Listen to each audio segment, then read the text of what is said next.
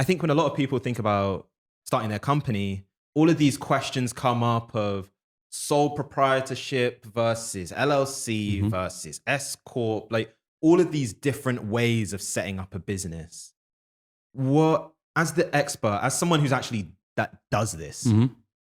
what are some of the things that I should be thinking about when that conversation comes up?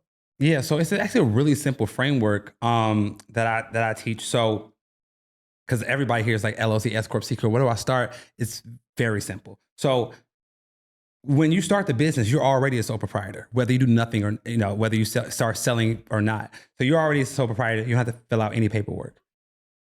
Being a sole proprietor is okay until you're ready to start selling your first product or service. So while you're still thinking of the business ideal and what you're going to do, a sole proprietor is fine. Before you make your first sale, you want to set up the LLC because the LLC is going to protect your personal assets from your business. So before you make to sell that first glass of lemonade, set up your LLC, set up your EIN, get a business bank account. And we can talk more about that, like how many you should have if you want.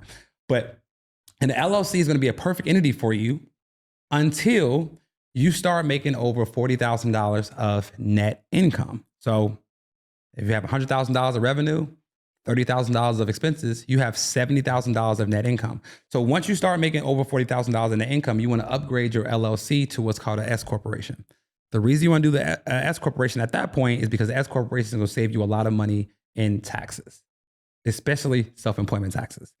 And then S Corp, you can really rock that out until you're making about $2.5–3 million in profit, in which a C corporation might make sense, but it's all situation based. So that's the framework. A sole proprietor before you get started, or a sole proprietor while you're still thinking about the business idea, a LLC before you start the business, a S Corp once your business start making over $40,000 in net income, and then a C Corp once you get $2–3 million in profit, it might make sense. But like that, from a fundamental standpoint, that's the timeline. So you can see where you're at in the timeline and then know what entity your business needs to be. And if you're not, then you need to change to that structure that will best suit your business.